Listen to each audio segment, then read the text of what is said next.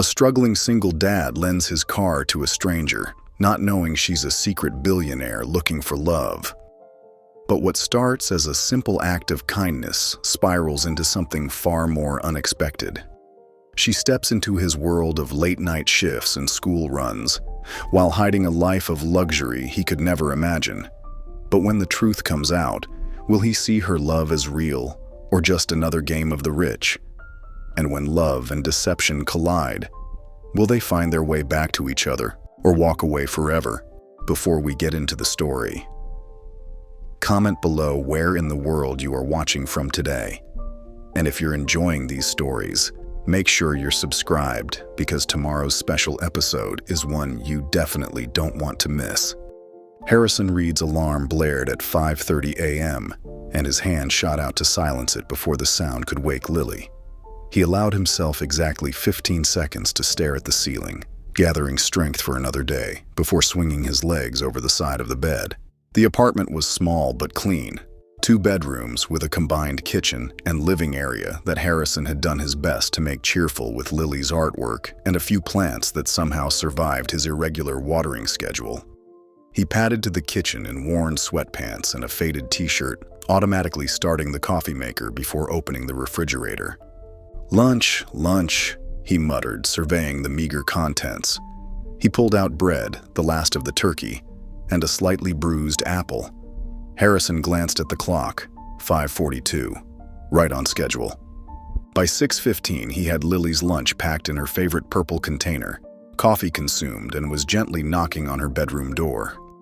"Rise and shine, basketball star," he called, keeping his voice warm despite his exhaustion. School day. While Lily dressed, Harrison showered in 3 minutes flat, a skill perfected through necessity. He dressed quickly in khakis and a button-down shirt, appropriate for both his morning office cleaning job and his afternoon shift at Gino's diner. "Dad, can you do a French braid today?" Lily asked, appearing in the hallway with hairbrush in hand. Harrison checked his watch, 6:32. They were running 2 minutes behind. "Quick one," he agreed, his fingers working through her hair with surprising dexterity. For a history teacher turned janitor turned waiter, he'd developed unexpected talents. "There you go. Beautiful." "Thanks, Dad." Lily's smile was a mirror of her mother's, a fact that both warmed and pierced Harrison's heart daily. By 7:15, they were in his ancient Toyota, the engine protesting as Harrison coaxed it to life.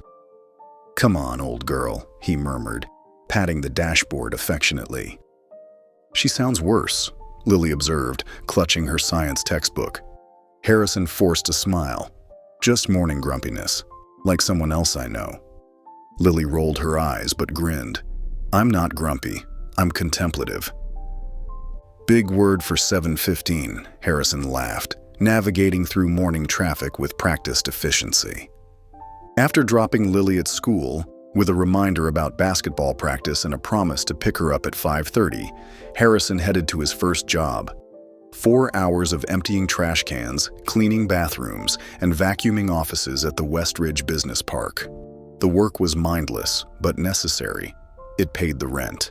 At 1 p.m., he changed into his Gino's diner uniform in his car, wolfed down a peanut butter sandwich, and clocked in for his second shift of the day. "Table 6 needs more napkins, Harrison," called Doris, the 60-something hostess who'd taken a motherly interest in him.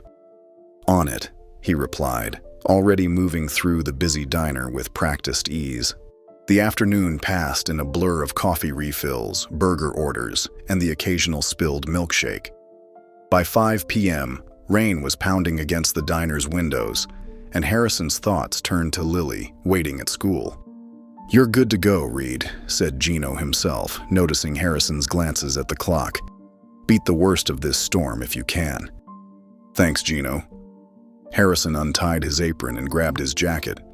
The Toyota, however, had other plans. When Harrison turned the key, the engine made a horrible grinding noise before falling silent. He tried again. Nothing. "No, no, no," he muttered, panic rising. "Not today." After 5 more attempts, Harrison called the school to explain he'd be late, then a tow truck that promised to arrive within the hour. He sat in his dead car, rain drumming on the roof, calculating how much this would cost and which bill would have to wait. That's when he noticed her. A woman standing under the diner's awning, staring at her phone with increasing distress. She was clearly out of place in her tailored navy suit and elegant shoes, her dark hair coming loose from its neat arrangement as she paced. Harrison watched her make another call, her frustration evident even from a distance. Something in her expression, a vulnerability beneath the polish, made him step out into the rain. "Excuse me," he said, approaching carefully. "Are you okay?" The woman looked up, startled. Up close, her blue eyes were striking, though currently filled with worry. "My rideshare canceled," she explained, her voice controlled but tense. "There's no other available, and I have an absolutely crucial meeting across town in 30 minutes. "I'm Harrison Reed," he said, offering his hand automatically. "Vivienne Porter," she replied, her handshake firm despite her distress. The tow truck arrived then, the driver confirming what Harrison feared. A starter motor issue, but it could be fixed in an hour. Harrison looked at his car, then at Vivienne's anxious face, and made a decision that defied all logic. "Take my car. It'll be done in about an hour," he said. "What?" Vivienne stared at him. "The mechanic can fix it. You need to get to your meeting. Take my car." "I couldn't possibly." "I insist," Harrison said, surprising himself with his certainty. "You can return it later." Vivienne hesitated, clearly torn. "But you don't know me." "I could." Harrison smiled, reaching into the back seat to grab Lily's forgotten science book. "Here's collateral. My daughter would kill me if she lost this. Bring it back with the car." Something in Vivienne's expression shifted, surprise, then genuine gratitude. "I don't know what to say." "Just say you'll drive carefully," Harrison replied, handing her the keys. "It's temperamental, but it'll get you there." Harrison woke at 5:30 a.m. with a knot in his stomach. No car meant no morning deliveries for Parcel Plus, which meant no morning pay. Worse, it might mean no job at all if Mr. Benson decided Harrison was unreliable. He made Lily's lunch with mechanical efficiency, his mind racing through options. Bus routes wouldn't get him to all 5 delivery locations in time. A taxi would cost more than he'd earn. Borrowing a car on such short notice seemed impossible. "Dad, where's your car?" Lily asked, appearing in the kitchen doorway in her mismatched pajamas. Harrison forced a smile. "Someone borrowed it. She's bringing it back soon." Lily's eyebrows shot up. "You let a stranger take our car?" "Not exactly a stranger," Harrison hedged, though he realized that was precisely what Vivienne had been. "Eat your breakfast, kiddo. We might need to catch the bus today." By 7:15, Harrison had called Mrs. Kaplan next door, who agreed to walk Lily to school. Now he sat at the kitchen table, staring at his phone, dreading the call to Mr. Benson. The doorbell rang. Harrison opened the door to find Vivienne Porter standing on his porch, car keys dangling from her fingers. Behind her, his old Toyota sat in the driveway, except it hardly looked like the same vehicle. The grimy exterior had been transformed to a gleaming blue, and even from here he could see the interior had been thoroughly cleaned. "You actually came back," he blurted out, then immediately regretted his words. Vivienne's perfectly shaped eyebrows rose slightly. "Did you think I wouldn't?" Harrison ran a hand through his hair. "I didn't mean... It's just... most people wouldn't have." "I'm not most people," she said with a small smile. "Besides, I had your daughter's science book hostage." She handed him both the keys and the textbook, their fingers brushing briefly. Harrison noticed she was dressed more casually today in dark jeans and a simple blouse that probably cost more than his entire wardrobe. "I filled the tank and had it washed," she added. "It was the least I could do. Your car saved me yesterday. The meeting was crucial." "You didn't have to do that," Harrison said, genuinely moved. "But thank you. You might have saved my job." "Deliveries, right?" Vivian asked, gesturing to the Parcel Plus uniform hanging by the door. Harrison nodded. "First shift starts in 30 minutes. Then the diner at 1. "2 jobs?" Vivian seemed surprised. "Plus weekend landscaping when I can get it," Harrison said with a shrug. "Single dad life." "Dad," Lily called from inside. "I can't find my basketball shoes." "Under your bed," Harrison called back. "Where they always are." Vivian smiled at the exchange, something wistful crossing her face. "Your schedule sounds demanding." "It works," Harrison said simply. "What about you?" "More crucial meetings today. Actually, my schedule is..." She hesitated. "Flexible, yet somehow never my own." Before Harrison could ask what that meant, Lily appeared at his side, backpack in hand, studying Vivian with undisguised curiosity. "You're the car borrower," she declared. "Guilty as charged," Vivian replied, extending her hand formally. "Vivian Porter." "Lily Reed," his daughter responded, shaking hands with surprising poise. "Did you really need our car for an emergency?" "Lily," Harrison warned. "It's all right," Vivian said. "Yes, I did. Your father was very kind when no one else would help." Something in her voice made Harrison look at her more closely. There was a sincerity there, but also something guarded. "Actually," Vivian said suddenly, "I have a proposition for you, Mr. Reed." "Harrison," he corrected automatically. "Harrison," she echoed. "The company I work for, Blackwood Industries, needs a personal driver for Ms. Blackwood's executive assistant. That's me," she added quickly. "The position pays triple what you're likely making at your delivery job. Hours would be weekdays, 8 a.m. to 5 p.m.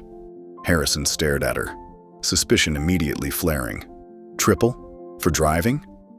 "And some light courier work," Vivian added smoothly. "Ms. Blackwood values reliability above all. You've demonstrated that." "This sounds too good to be true," Harrison said bluntly. "Dad," Lily whispered, tugging his sleeve, "triple means no more night shifts." Vivian smiled at Lily, then looked back at Harrison. "Perhaps we could discuss the details tomorrow. Say 10 a.m. at Westfield Plaza?" Harrison hesitated, then nodded. "I'll be there." "Excellent," Vivian said, already turning to leave. "I look forward to it." As she walked away, Harrison couldn't shake the feeling that there was much more to Vivian Porter than she was revealing. Harrison stared at the employment contract on his kitchen table, pen hovering above the signature line. The salary figure made his throat tighten. More than triple what he earned at Parcel Plus. He'd done the calculations a dozen times. This job would cover Lily's school expenses, put food on the table, and even allow him to start a small savings account. Most importantly, it would mean no more night shifts, no more missing Lily's basketball games, no more exhausted mornings. "It's the right choice," he murmured to himself, thinking of Eleanor's last phone call. His former mother-in-law had made her usual thinly veiled comments about stable environments and proper upbringing. With this job, he'd have a stronger argument against her periodic threats about Lily's welfare. He signed the contract. 2 weeks later, Harrison adjusted his rearview mirror as Vivian settled into the backseat of the company car, a sleek black sedan that still smelled new. "Good morning," he said, meeting her eyes in the mirror. "Morning, Harrison," Vivian replied, her smile genuine despite the early hour. The Richardson meeting first, then the charity luncheon at Westbrook Hotel.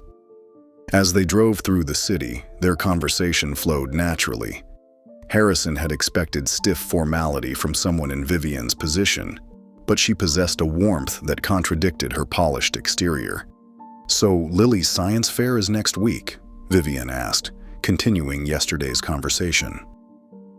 "Thursday night," Harrison confirmed, surprised by her memory for details about his daughter. She's doing an experiment on plant growth under different light conditions. Fascinating, Vivian said, leaning forward slightly. I did something similar when I was 12, though mine was about soil composition. Harrison glanced at her in the mirror. You never mentioned you were interested in science. There's a lot we haven't covered yet, she replied with a small smile.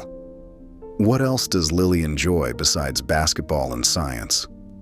The question seemed innocent, but Harrison noticed how Vivienne absorbed every detail about his family life with unusual intensity. She asked questions about their routines, their traditions, their small rituals, as if cataloging a world entirely foreign to her own. That afternoon, Harrison's phone buzzed as he waited for Vivienne outside her meeting. Mrs. Delgado's name flashed on the screen. Mrs. Delgado, is everything okay with Lily? He answered, immediately concerned. I'm so sorry, Mr. Reed. My sister's in labor, and I need to get to the hospital. I can't pick Lily up from school today. Harrison checked the time. 2:30. Vivian's meeting would run until at least 4 o'clock, and Lily needed to be picked up by 3:15. When Vivian emerged at 3 o'clock, Harrison anxiously explained the situation. I need to pick up my daughter. I completely understand if you want me to call a replacement driver. Nonsense, Vivian interrupted. Let's go get her. Harrison blinked in surprise. Really? You don't mind? Of course not, she said, already sliding into the back seat. Family comes first. 20 minutes later, they pulled up to Westridge Elementary. Lily stood on the steps, her oversized backpack making her look even smaller than her 10 years. Her face brightened when she spotted the car, then registered confusion at seeing a stranger in the back seat. Hey, kiddo, Harrison said as Lily climbed in. This is Ms. Porter. I drive her for work. We've met before, Lily said cautiously, studying Vivienne. You borrowed our car. I did, Vivienne acknowledged with a nod. Your father tells me you're working on a science project about photosynthesis. Lily's eyes widened. You know about photosynthesis? I studied botanical sciences in college, Vivienne replied. Really? Lily's entire demeanor changed. Dad, did you know that some plants can communicate through their root systems? They send chemical signals. I did not know that, Harrison admitted, watching in amazement as his normally reserved daughter launched into an enthusiastic conversation with Vivienne about plant communication networks. By the time they reached home, the two were deep in discussion about experimental design. Harrison had never seen this side of his daughter, animated, passionate, and speaking a scientific language he barely understood. Would you like to come in? He found himself asking Vivienne. We're just having spaghetti, nothing fancy, but you're welcome to join us. Surprise flickered across Vivienne's face, followed by something that looked almost like longing. I'd like that very much, she said softly. Inside their modest apartment, Vivienne moved with surprising ease, helping Lily set the table while Harrison prepared dinner. The meal was simple, spaghetti with jarred sauce, garlic bread, and a bagged salad. But Vivienne ate as if it were a gourmet experience. This is delicious, she said, twirling pasta around her fork. Dad makes the best garlic bread, Lily declared proudly. After dinner, Vivienne insisted on helping with dishes. As they stood side by side at the sink, Harrison washing and Vivienne drying, he noticed a change in her. The polished executive had softened, her movements more natural, her laughter more frequent. Thank you for including me tonight, she said quietly as she dried the last plate. This was nice. The simple words seemed inadequate for the warmth in her voice. Harrison recognized in her expression something he hadn't expected, a person discovering something precious they'd never known they were missing. Over the following weeks, a new rhythm emerged in the Reed household. What began as occasional dinners with Vivienne transformed into regular appearances at Lily's basketball practices, where she cheered from the bleachers with unexpected enthusiasm. Keep your elbow in, Vivian called out as Lily lined up for a free throw. The ball sailed through the net, and Lily beamed with pride. Harrison watched from the sidelines, something warm unfurling in his chest at the sight of them together. Vivian no longer carried herself with the rigid formality he'd first observed. Her laughter came more freely now, her designer clothes increasingly replaced by casual wear that still somehow looked expensive. On Tuesday evenings, she helped Lily with science homework, their heads bent together over textbooks at the kitchen table. On Thursdays, she joined them for dinner, bringing dessert despite Harrison's insistence it wasn't necessary. She was becoming a fixture in their lives, filling spaces Harrison hadn't realized were empty. One Saturday afternoon, while Lily was at a friend's birthday party, Harrison and Vivian found themselves alone in the apartment. Rain tapped against the windows as they sat on the worn couch, mugs of coffee warming their hands. "Tell me about her," Vivian said softly. "Your wife." Harrison's fingers tightened around his mug. Her name was Claire. She taught kindergarten. The kids adored her. He paused, searching for words. She got sick so quickly, 6 months from diagnosis to the end. "I'm sorry," Vivian whispered. "The hardest part was figuring out how to be both parents afterward," he continued. "Lily needed stability more than anything. So I quit teaching to take jobs with flexible hours. Less money, but I could be there when she needed me." Vivian's eyes shimmered with understanding. "You're a good father, Harrison." "I'm trying to be." He looked at her. "What about you? You know everything about us, but you rarely talk about yourself." Something guarded flickered across her face. "There's not much to tell. My parents died when I was young. I was raised by relatives who were distant." She chose her words carefully. "I've always had material comfort, but never what you and Lily have." "Which is belonging," she said simply. "Real connection." Their eyes met, and Harrison felt something shift between them, a recognition of shared loneliness despite their vastly different circumstances. Later that afternoon, they walked to pick up Lily. The spring sky darkened suddenly, and rain began to pour in heavy sheets. "Run!" Harrison laughed, grabbing Vivian's hand. They dashed toward the shelter of a nearby storefront, arriving breathless and drenched. Water dripped from Vivian's hair, her makeup slightly smudged.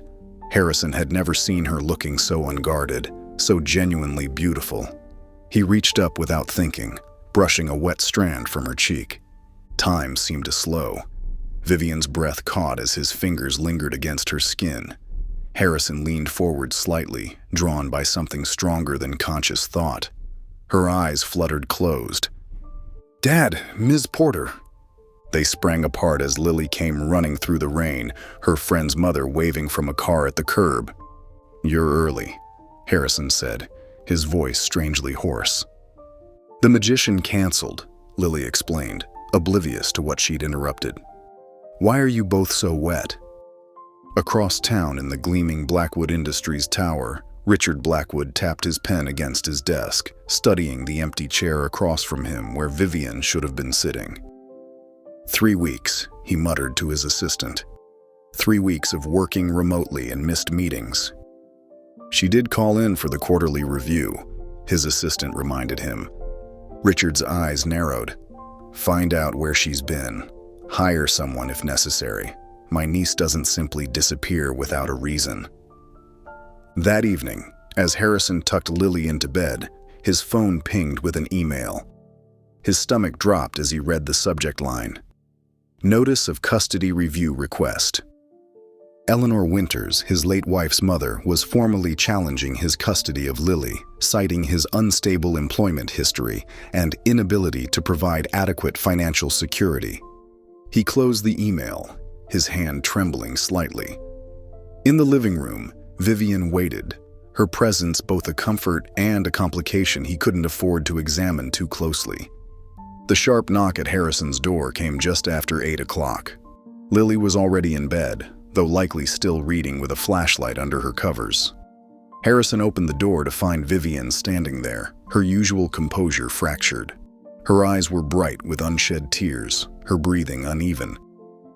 "Can I come in?" she asked, her voice tight. Harrison stepped aside immediately. "What happened?" Vivian paced across his small living room, running her hands through her hair, a gesture he'd never seen from her before.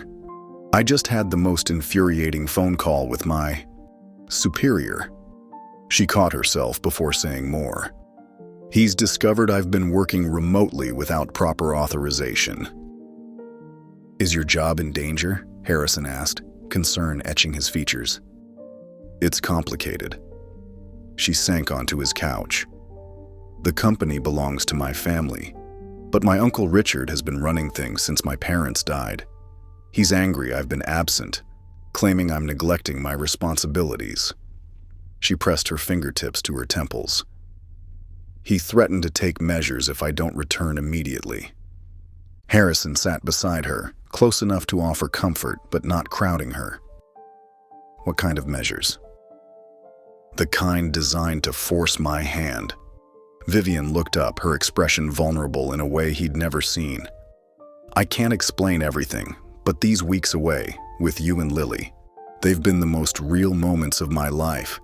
I don't want to go back to that hollow existence." Harrison reached for her hand. "Then don't, at least not completely." "It's not that simple." Her fingers tightened around his. "There are obligations I can't walk away from, things I need to set right." "Whatever you're facing," Harrison said quietly, "you don't have to face it alone." Something shifted in Vivian's eyes, a recognition, perhaps, that he meant every word. She leaned forward slightly, hesitating. Harrison closed the distance between them. Their lips met in a gentle, questioning kiss. For a heartbeat, everything stilled. Then Vivian's hand moved to his shoulder, and the kiss deepened with an intensity that surprised them both. Years of Harrison's carefully maintained control melted away as Vivian pressed closer, her fingers threading through his hair. When they finally broke apart, both were breathing heavily. Harrison rested his forehead against hers. "I've wanted to do that for weeks," he admitted. Vivian's smile was genuine, if tremulous. "So have I." The moment marked a turning point, an acknowledgement of feelings that had been building since that rainy night in the diner parking lot. The following afternoon, Harrison arrived home from his morning deliveries to find Vivian and Lily in the small concrete courtyard behind their apartment building. Vivian had set up makeshift cones, demonstrating pivoting techniques for Lily's upcoming basketball championship. "Keep your eyes up," Vivian coached, demonstrating the move. "See the whole court, not just the ball." Lily mimicked her movements, concentration evident on her small face. "That's it," Vivian praised, high-fiving the girl. "You're a natural." Harrison watched from the doorway, struck by the easy affection between them. Vivian adjusted Lily's stance with gentle hands, her patience seemingly endless. There was something maternal in her guidance, not trying to replace Lily's mother, but offering a different kind of feminine presence his daughter clearly responded to. For the first time since Claire died, Harrison allowed himself to imagine a future beyond just survival, a family expanded rather than merely sustained. Across the street, a man with a telephoto lens captured the scene from his parked car. He took several more photographs when Harrison joined them, catching the moment Vivian rose on tiptoe to kiss Harrison's cheek while Lily practiced her dribbling. 2 days later, Eleanor Winters examined those same photographs in her immaculate living room, her lips pressed into a thin line of disapproval. "So this is why he's been unavailable for my calls," she said coldly to her lawyer. "Neglecting Lily for some romantic entanglement." "The court will certainly find it interesting that he's prioritizing a new relationship while claiming financial hardship," the lawyer agreed. Meanwhile, in the executive suite of Blackwood Industries, Richard Blackwood spread identical photographs across his desk, instantly recognizing his niece despite her casual clothing. Well, he murmured, focusing on Harrison's face. "So this is where you've been hiding, Vivian. And this is who you've been hiding with." He tapped one photograph thoughtfully. "I believe I've found exactly the leverage I need to bring you back where you belong." Harrison sat at the kitchen table, staring at the formal notice that had arrived that morning. The legal document bore Eleanor's attorney's letterhead and contained the words he'd been dreading for 3 years. "Petition for modification of child custody." His hands trembled as he set it down beside the stack of bills and bank statements spread across the table. The numbers didn't lie. His savings had dwindled to almost nothing after Lily's last bout with strep throat. Between the doctor's visit, antibiotics, and the shifts he'd missed to care for her, they were barely staying afloat. Now, with legal fees looming, the math was impossible. "What's all this?" Vivian asked, entering the kitchen with 2 cups of coffee. Harrison quickly tried to gather the papers, but not before Vivian glimpsed the custody petition. "Eleanor's making her move," he said, his voice tight.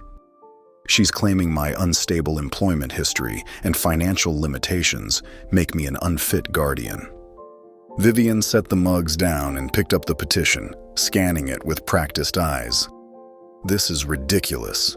You're an incredible father. Courts don't always see it that way." Harrison ran a hand through his hair. "They see a single dad working multiple jobs, living in a small apartment, while Eleanor offers a big house, private schools, and financial security." Vivian watched as he methodically sorted through his bank statements, making notations on a legal pad. The column of numbers grew shorter as he calculated what he could possibly afford for a lawyer. "Harrison," she said gently, "I can help with this." He looked up, his expression instantly guarded. "What do you mean?" "I have resources," she said carefully. "I could cover the legal fees." Harrison's jaw tightened. "I appreciate the offer, but no. It wouldn't be charity." "It would be exactly that," he interrupted, more sharply than he'd intended. "I can't take your money, Vivian. This is my responsibility. But if it means keeping Lily, it means keeping my dignity too." His voice softened. "I've managed on my own for 3 years. I'll figure this out." The tension between them lingered until a small, distressed voice called from the hallway. "Dad, I don't feel good." They both turned to see Lily standing in the doorway, her face flushed and hair damp with sweat. Harrison was on his feet instantly, crossing to her and placing a hand on her forehead. "You're burning up, sweetheart," he said, concern replacing all other emotions. Without hesitation, he lifted her into his arms. Lily, normally fiercely independent, laid her head against his shoulder without protest, a sure sign she truly felt awful. Harrison carried her to the bathroom, setting her gently on the edge of the tub. "Let's get you cooled down," he murmured, wetting a washcloth with cool water and placing it on her forehead. Vivian watched from the doorway as Harrison moved with practiced efficiency, finding the thermometer, checking Lily's temperature, 102.3, and retrieving children's fever reducer from the medicine cabinet. Throughout it all, his voice remained calm and reassuring, though Vivian could see the worry in his eyes. "Remember when you had that fever last winter?" he asked Lily as he measured the medicine. "We watched 3 princess movies in a row, and I knew all the songs by heart by the end." This drew a weak smile from Lily. "You sang the Elsa part." "And I was magnificent," Harrison confirmed, making her giggle despite her discomfort. Something shifted in Vivian's chest as she witnessed this exchange. The tenderness in Harrison's hands as he brushed Lily's hair from her face, the absolute focus he gave his daughter, as if nothing else in the world existed in that moment, struck her with unexpected force. This wasn't just attraction or affection she felt. This was deeper, more profound. She was falling in love with Harrison Reed, not just the man who made her laugh or kissed her with such surprising passion, but the father who sang princess songs and measured medicine with unwavering devotion. Her phone buzzed in her pocket, shattering the moment. Richard's name flashed on the screen. Stepping into the hallway, she answered with trepidation. "Your time away is over, Vivian," Richard said without preamble. "The board meeting is Tuesday. Either you're there, fulfilling your obligations as a Blackwood, or I'll be forced to contest your inheritance on grounds of mental incompetence." "That's absurd," she hissed, keeping her voice low. "Is it? Abandoning your responsibilities to play house with a diner waiter does raise questions about your judgment." Vivian froze. "What did you say?" "Harrison Reed, single father, works multiple jobs, currently facing a custody battle." Richard's voice turned smug. "I wonder how a public scandal involving the Blackwood heiress might affect his chances of keeping his daughter. You wouldn't dare. Try me. Tuesday, Vivian. And come as yourself, not this fabrication you've been living." The line went dead. Vivian leaned against the wall, her heart pounding. Both worlds were collapsing around her, the sanctuary she'd found with Harrison and Lily, and the corporate empire that was her birthright. And caught in the middle was the man she now realized she loved, who had no idea who she really was. One afternoon, the gymnasium echoed with the squeak of sneakers and the rhythmic bounce of basketballs as Lily's team warmed up. Harrison sat on the edge of his seat, unable to contain his nervous energy. Beside him, Vivian wore Lily's team colors, a fact that hadn't escaped his notice or appreciation. "She's been practicing that layup for weeks," Harrison said, pointing as Lily executed the move perfectly during warm-ups. Vivian squeezed his hand. "She's going to be amazing." When the game began, they both leapt to their feet at every play, Harrison calling out encouragement while Vivian cheered with unexpected volume for someone normally so composed. Lily glanced their way between plays, her determined expression briefly softening at the sight of them standing together. "That's it, Lily." "Good defense," Harrison shouted as his daughter successfully blocked a shot from the opposing team. "She's absolutely fearless out there," Vivian said, genuine pride in her voice. Harrison nodded, too caught up in the moment to speak. Watching Lily play, seeing her confidence grow with each game, was one of his greatest joys. Having Vivian share it felt surprisingly right, as if she'd always belonged beside him. Halfway through the second quarter, with Lily's team up by 4 points, a commotion at the gymnasium entrance drew attention from the game. Harrison's smile faded as he recognized the impeccably dressed woman striding down the bleachers, a man in an expensive suit following close behind. "Eleanor," he muttered, his body tensing. Vivian followed his gaze. "Your mother-in-law?" Before he could answer, Eleanor reached their row, her disapproving gaze sweeping over them both. "So this is why you've been ignoring my calls," she said, voice carrying despite the game continuing behind her. "Too busy with your new girlfriend while my granddaughter needs stability." Harrison stood, keeping his voice low. "This isn't the place, Eleanor. Lily's playing. And I'm here to support her, unlike you." Eleanor's eyes narrowed at Vivian. "Who exactly are you, anyway?" Several parents nearby were now watching the confrontation instead of the game. Harrison felt heat rising in his face. "Eleanor, please."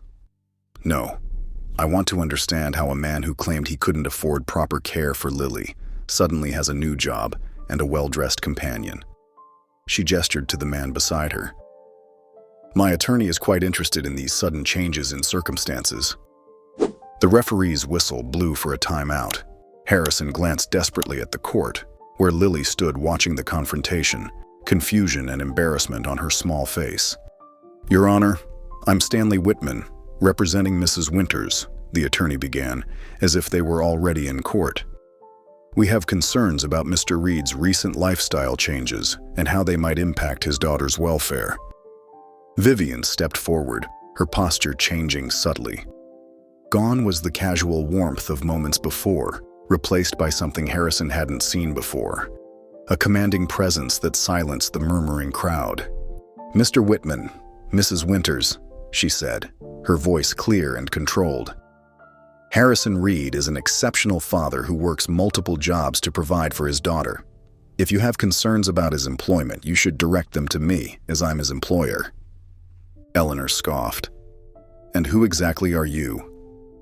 Vivian straightened her shoulders. "I'm Vivian Blackwood, CEO of Blackwood Industries." The name rippled through the gymnasium. Parents whispered to each other, and even the referee seemed stunned into silence. Harrison stared at Vivian, the blood draining from his face. "Blackwood," he whispered. "As in—" "Yes," she said, unable to meet his eyes. "I should have told you sooner." Eleanor recovered first. "Blackwood? Why would the heiress to Blackwood Industries hire my son-in-law as a driver?" "Because he showed me kindness when I needed it," Vivian answered, finally looking at Harrison. "Because he's a good man who deserves better than these baseless accusations."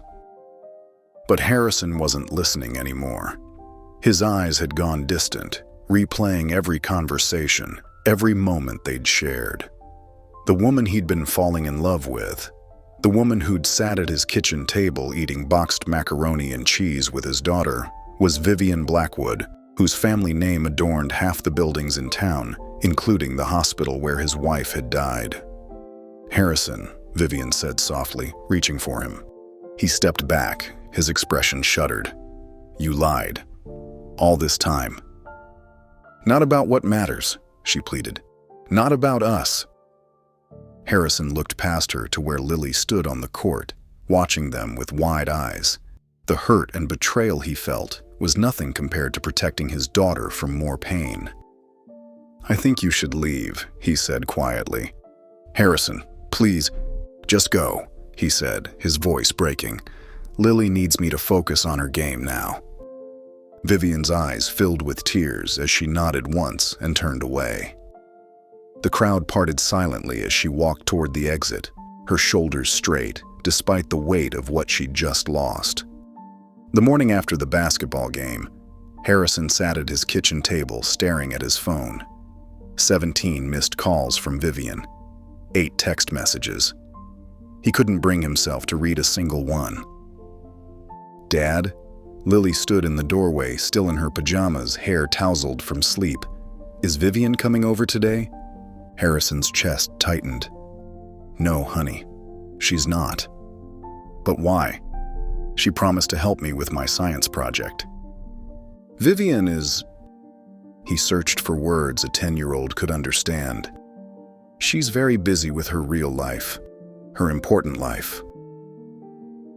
"You mean because she's rich?" Lily asked with the directness only children possess. Harrison nodded, surprised by her perception. "Yes, because she's rich, and because she didn't tell us the truth." "But she's still Vivian," Lily insisted, climbing onto the chair beside him. "She still makes the best grilled cheese and knows all the basketball rules." Harrison couldn't argue with that logic, but the adult world was more complicated. Sometimes people pretend to be something they're not. "I don't think she was pretending," Lily said quietly. Over the next 2 weeks, Harrison threw himself into work. He took extra shifts at the diner, picked up delivery jobs, anything to build a financial cushion for the custody battle ahead. Eleanor's lawyer had already sent formal paperwork requesting a hearing date.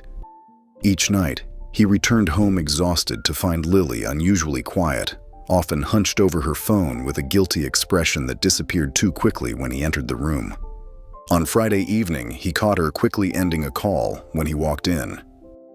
"Who were you talking to?" he asked, setting down his keys. "Nobody," Lily answered too quickly.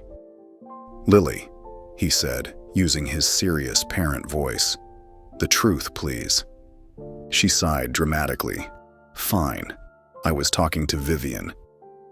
The admission hit him like a physical blow. "You've been calling her?" "She helped me with my science project," Lily said defensively. "And she asks about you all the time. She misses you, Dad." Harrison ran a hand through his hair. "Lily, you can't just—" "Why won't you forgive her for having a super important job?" Lily demanded. "She didn't do anything bad." "It's complicated," he said weakly. "That's what grown-ups always say when they're being stupid," Lily muttered, stomping to her room. Across town, Vivian sat in the gleaming Blackwood Industries boardroom, barely listening as Richard outlined quarterly projections. She'd been back at work for 15 days, and it felt like 15 years. "Vivian?" Richard's sharp tone cut through her thoughts. "Do you have anything to add about the Henderson acquisition?"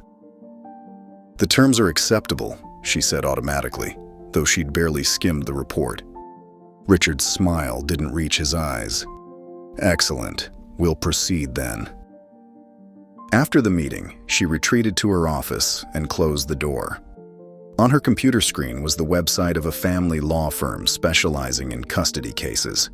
She'd already arranged for them to take Harrison's case pro bono through channels that couldn't be traced back to her. It wasn't enough, but it was something. Her phone buzzed with a text from Lily. "Dad worked 12 hours today. He looks sad." Vivian typed back, "Tell him to rest. How was your science project?" "Got an A. Thanks for your help." A knock interrupted her smile. Richard entered without waiting for permission. "The Harrington Gala is tonight," he reminded her. "The car will collect you at 7. "I remember," she said coldly. Richard lingered, studying her. "You know, I was surprised by your little adventure, slumming with a diner worker. Not very Blackwood of you." "Don't talk about him," she warned. "Face it, Vivian. You don't belong in that world, and he certainly doesn't belong in ours. You're back where you should be." After he left, Vivian stared at the family photos on her desk, pictures of distant relatives who'd never truly been family. She hadn't cried since the basketball game, but now tears threatened. A soft knock preceded her assistant Margaret entering with coffee. "You look like you need this," Margaret said, setting down the cup. "Thank you," Vivian replied automatically. Margaret hesitated, then said, "I hope you don't mind me saying, but I recognize that look. I had it when my daughter's father left us." Vivian looked up, surprised.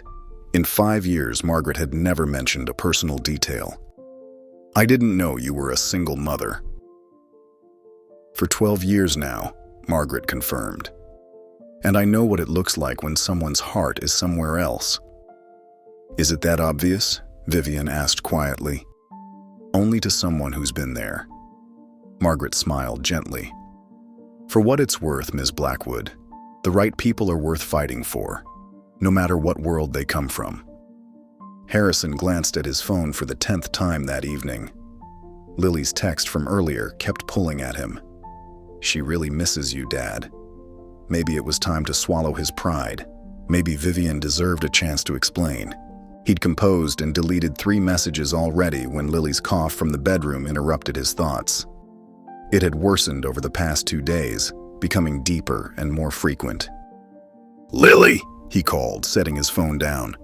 "You okay, kiddo?" When she didn't answer, Harrison moved quickly to her room. Lily lay curled on her side, her breathing labored and her face flushed with fever. "Dad," she whispered. "It hurts to breathe."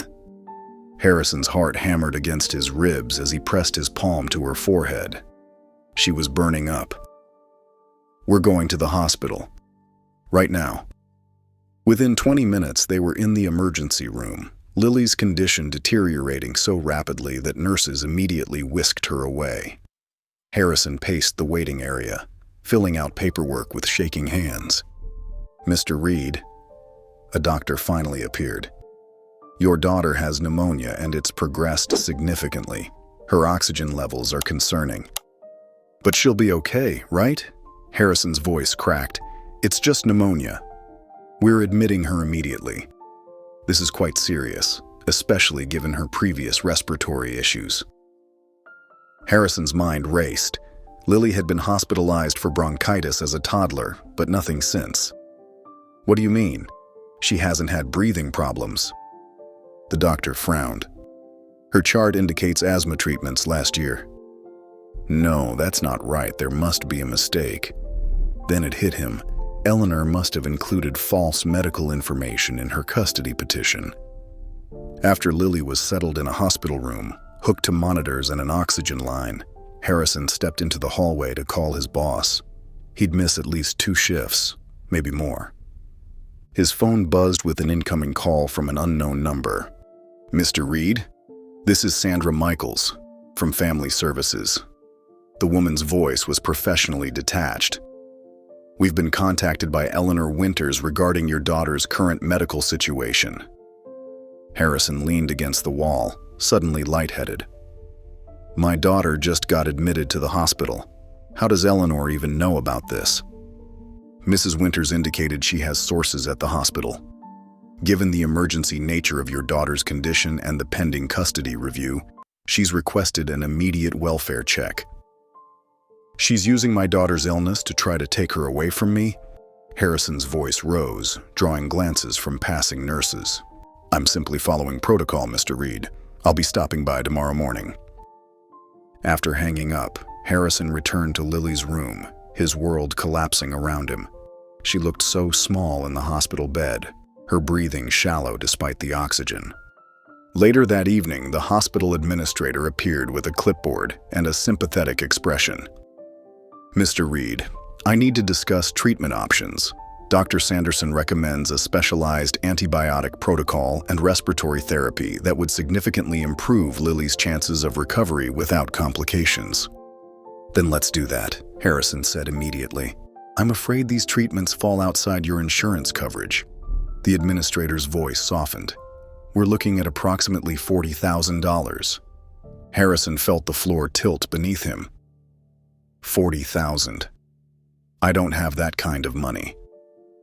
"There are standard treatments covered by your insurance," she offered. "They're effective in many cases, though recovery may be slower and the risk of complications higher." Harrison stared at his sleeping daughter, the impossible choice crushing him. Risk Lily's health or plunge them into insurmountable debt? And either way, Eleanor would use this against him. He spent the night in the uncomfortable chair beside Lily's bed, holding her small hand while she slept fitfully. Around 3 a.m., voices in the hallway roused him from his half-sleep. Through the partially open door, Harrison caught a glimpse of familiar dark hair. Vivian stood at the nurse's station, speaking intently with a doctor. Before he could process what he was seeing, she turned and walked quickly toward the elevator, disappearing before he could call out. Had he imagined her?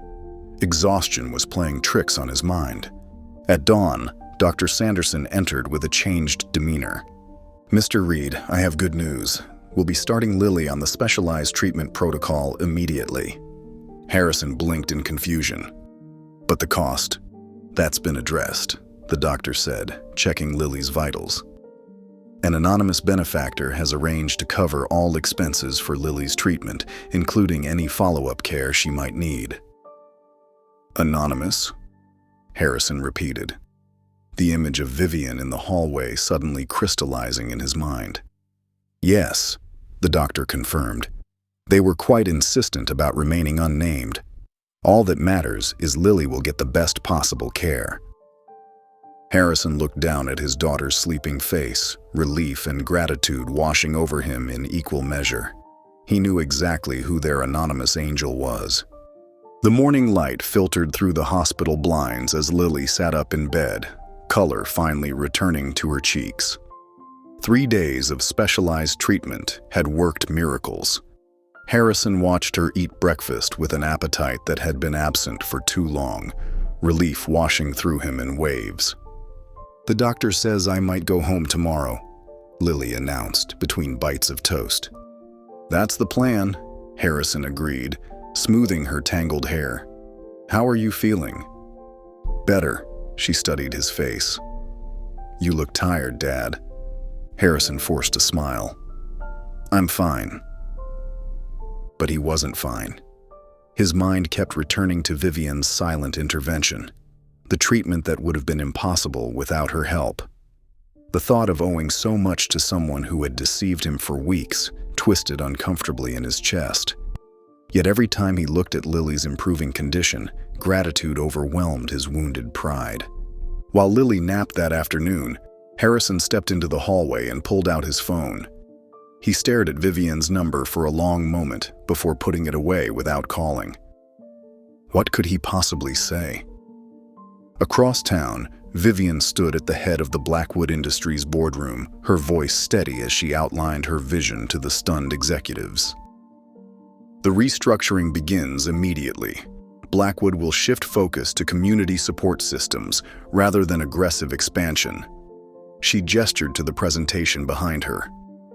Our first initiative will be the Blackwood Family Center, providing resources specifically for single-parent households. Richard Blackwood rose from his seat, his practiced smile failing to mask his fury. This is preposterous. The board won't approve such a radical departure from our business model.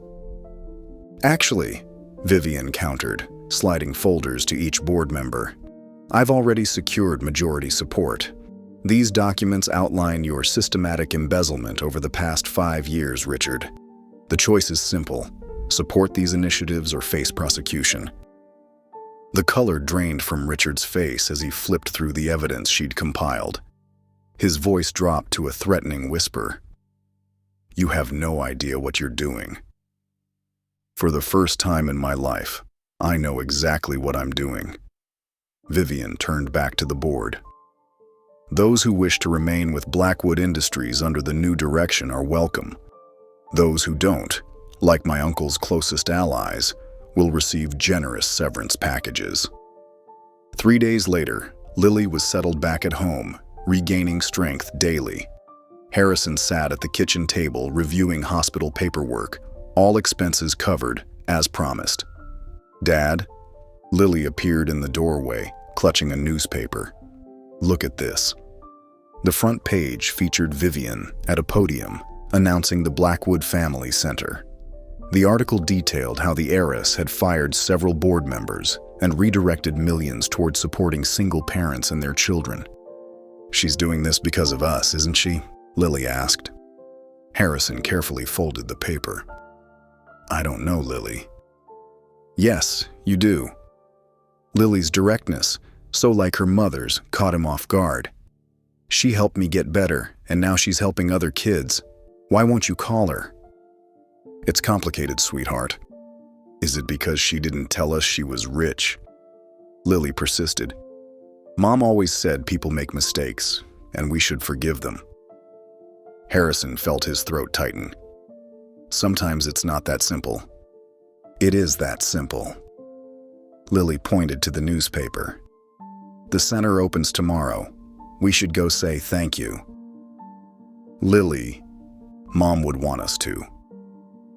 Lily's eyes, so like his own, held a wisdom beyond her years. When I messed up your birthday surprise last year, you forgave me.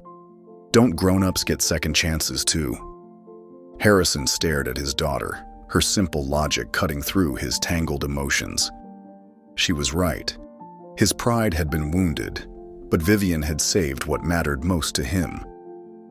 The next morning, Harrison found himself standing awkwardly at the edge of the crowd gathered for the Blackwood Family Center's grand opening. Lily clutched his hand, practically bouncing with excitement. The crowd erupted in applause as Vivian took the stage at the Blackwood Family Center opening. From their position at the back, Harrison and Lily watched as camera flashes illuminated her composed face. Despite her designer suit and perfect posture, Harrison could see the nervous way she clasped her hands, a gesture he'd come to recognize during their weeks together. Thank you all for coming today, Vivian began, her voice clear and steady despite the emotion Harrison could detect beneath it. This center represents not just a new direction for Blackwood Industries, but a personal journey for me as well. Lily squeezed Harrison's hand, her eyes fixed on Vivian with undisguised admiration. Families come in all forms, Vivian continued, scanning the crowd. Some are bound by blood, others by choice. What matters isn't the structure but the love that holds them together. She paused, seeming to gather herself. I've learned that true strength isn't measured by financial portfolios, but by what we're willing to sacrifice for those we love. Harrison felt a lump form in his throat. Though she never mentioned him by name, he recognized himself in her words. Today, I'm officially announcing my assumption of my rightful position as president of Blackwood Industries, she stated firmly. And with that authority comes a responsibility to create change that matters. Our company will now prioritize supporting families who work tirelessly to provide stability and love for their children, often against impossible odds. The crowd applauded again, louder this time. Several parents with children nodded in appreciation. Sometimes, Vivian said, her voice softening, it takes seeing genuine sacrifice to understand what truly matters. I've been fortunate enough to witness that kind of love firsthand, the kind that puts another's needs above your own without hesitation, without calculation. Harrison felt Lily looking up at him. She's talking about you, Dad, she whispered. After the ceremony concluded, Vivian was immediately surrounded by reporters and well-wishers. Harrison hesitated, watching from a distance as she fielded questions with practiced grace. When the crowd finally thinned, Lily tugged him forward. Go talk to her, Dad. I'll wait right here. Vivian was speaking with an assistant when she spotted him approaching. The clipboard in her hands trembled slightly before she passed it to her employee with a quiet instruction. Then she turned to face him, her professional mask giving way to uncertainty. Harrison, she said softly. You came. Lily insisted. He tried to keep his voice neutral, but failed. She wanted to thank you properly. An awkward silence stretched between them, filled with unspoken words. How is she? Vivian finally asked, her eyes searching his face. Better. The doctors say she'll make a full recovery. Harrison cleared his throat. I never thanked you for that, for making sure she got the treatment she needed. You don't need to thank me, Vivian replied quickly. I would have done anything to help her. That's the problem, isn't it? Harrison said, his voice low.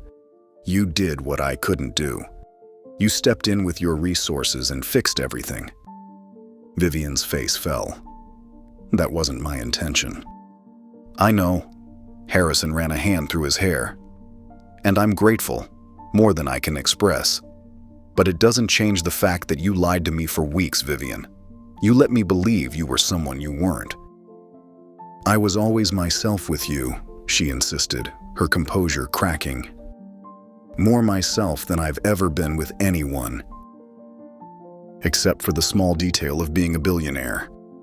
Would you have treated me the same if you'd known? She challenged. Harrison had no answer for that. Vivian stepped closer, lowering her voice. Watching you with Lily showed me what genuine love looks like, Harrison. You gave up everything, your career, your time, your pride, to be the father she needed. Her eyes glistened. My family had all the money in the world, but I never experienced that kind of love, not once. The vulnerability in her admission caught Harrison off guard. He remembered the careful way she'd edited her past during their conversations, the subtle loneliness that had always surrounded her. I'm sorry I hurt you, she continued. But I'm not sorry I met you. You and Lily changed everything for me. Before Harrison could respond, a harried assistant approached. Ms. Blackwood, the mayor is waiting for the private tour, and the press needs additional statements. Vivian nodded, visibly struggling to return to her professional demeanor. I'll be right there. She turned back to Harrison, conflict clear on her face. I have to go. I understand, Harrison said, suddenly aware of the fundamental differences in their worlds, differences that seemed insurmountable despite the feelings that still pulled between them. Will you... Vivian hesitated. Will you and Lily stay for the reception? I don't know if that's a good idea, Harrison replied honestly. As she was led away, Vivian glanced back at him. her expression a mixture of resignation and longing that mirrored his own confused heart. For 3 days, Harrison had tried to convince himself that walking away from Vivian was the right decision. For 3 nights, he'd lain awake replaying their conversation at the family center opening, searching for closure but finding only questions. On the 4th morning, as he packed Lily's lunch, she asked the question that had been hanging between them. "Are we ever going to see Vivian again?" Harrison paused, a peanut butter-covered knife suspended in midair. "I don't know, sweetheart." "But why not?" Lily persisted. "She helped me get better, and she makes you smile." "It's complicated, Lily." "Grown-ups always say that when they're being stubborn," Lily muttered, fiddling with the basketball trophy she'd insisted on bringing to breakfast. Harrison sighed, setting down the knife. "You miss her too, don't you?" Lily nodded, her eyes downcast. "She understood my science jokes, and she did my hair the fancy way for the championship." Something in Harrison's chest tightened. The truth was, he missed Vivian too. Her quiet laugh, her thoughtful questions, the way she'd fit so naturally into their lives despite coming from a world so different from theirs. "Dad," Lily said, suddenly serious, "remember when I broke Mrs. Wilson's window playing basketball and I was too scared to tell you?" "I remember." "You said mistakes happen, but hiding them makes them worse." She looked up at him with his late wife's determined expression. "Maybe Vivian made a mistake, but she's not hiding anymore." By noon, Harrison had made his decision. By 2 o'clock, he and Lily stood in the gleaming lobby of Blackwood Tower, feeling distinctly out of place among the polished marble and designer suits. "Can I help you?" asked the receptionist, eyeing Harrison's worn jeans with barely concealed judgment. "We're here to see Vivian Blackwood," Harrison said, straightening his shoulders. The receptionist's eyebrows rose. "Do you have an appointment?" "No, but—" "Tell her it's Lily and Harrison Reed," Lily interrupted, stepping forward with her trophy clutched to her chest. The woman's expression changed instantly. "Oh, just one moment, please." Within minutes, they were being escorted to the top floor by a surprisingly friendly security guard who chatted with Lily about basketball. The elevator opened directly into an executive waiting area where Vivian's assistant, the same woman who had shown unexpected kindness to her, greeted them with a warm smile. "She's in a meeting, but she left strict instructions to interrupt her if you ever came by," the assistant explained, leading them toward an imposing set of double doors. "She's been hoping you would—" The boardroom fell silent as they entered. Vivian sat at the head of a long table surrounded by men and women in expensive suits, a presentation frozen on the screen behind her. For a moment, Harrison doubted his decision. This was her world, so far removed from theirs.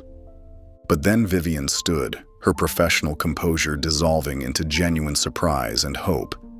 "Harrison? Lily?" "I'm sorry to interrupt," Harrison began. "Meeting adjourned," Vivian announced without taking her eyes off them. "We'll continue tomorrow." The executives exchanged glances but gathered their materials without argument. As they filed past, Lily proudly held up her trophy. "I won MVP," she announced to Vivian, "and the doctor says my blood counts are all normal now." Vivian knelt to Lily's level, her eyes bright with emotion. "That's wonderful. I knew you were a champion." "Want to see the trophy up close? It has my name engraved and everything," Lily said, already moving toward Vivian. Harrison smiled gratefully at his daughter's ability to cut through tension. "Lily, why don't you show the trophy to Vivian's assistant while we talk for a minute?" Once alone, the corporate setting seemed to emphasize the gulf between them. Vivian stood awkwardly by the conference table, suddenly uncertain in a way Harrison had never seen her. "I didn't expect to see you here," she said softly. "I didn't expect to come," Harrison admitted. "But Lily misses you, and—" He took a deep breath. "I miss you too." "Harrison." "Let me finish," he said gently. "What you did hurt, not because you have money or status, but because you didn't trust me enough to be honest." Vivian nodded, accepting the truth of his words. "I was afraid," she confessed. "The longer I knew you, the more I feared losing what we had. People have always wanted me for what I could give them, not for who I am. I never wanted anything from you except honesty. I know that now." Vivian moved closer, her corporate armor completely shed.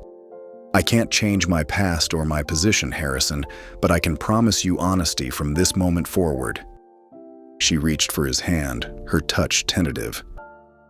"I'm not offering you a job or financial support or anything except myself. Flaws, complications, and all. If you're willing to give me a second chance." Harrison looked at her, really looked at her, and saw beyond the billionaire heiress to the woman who had helped Lily with her science project, who had laughed at his terrible jokes, who had shown him it was possible to feel again after loss. "Eleanor withdrew her custody petition," he said, watching surprise register on Vivian's face. "Apparently, someone anonymously sent her lawyer evidence of her own questionable behavior at certain social events." A hint of a smile touched Vivian's lips, though she said nothing. "I could demand answers," Harrison continued, "but I've realized something important. What matters isn't how our problems get solved. It's who we choose to face them with." He closed the distance between them, cupping her face in his hands. "I choose you, Vivian. Not because of what you can do for us, but because of who you are with us." Tears spilled onto her cheeks as she whispered, "I choose you too." When their lips met, the kiss held all the honesty they'd promised each other, tender yet passionate, healing the wounds of misunderstanding. They separated at the sound of a delighted squeal from the doorway, where Lily watched with undisguised approval. "Does this mean we're going to be a family now?" she asked, rushing toward them. As Harrison's arm wrapped around Vivian's waist and his other reached for his daughter, he knew they already were. A family forged not by obligation or advantage, but by choice and love. If you enjoyed this story, I've found another special one just for you. Our community can't stop talking about how heartwarming and moving it is. Click on the video in front of you to If you enjoyed this story, I've found another special one just for you. Our community can't stop talking about how heartwarming and moving it is. Click on the video in front of you to experience this beautiful story before it's gone.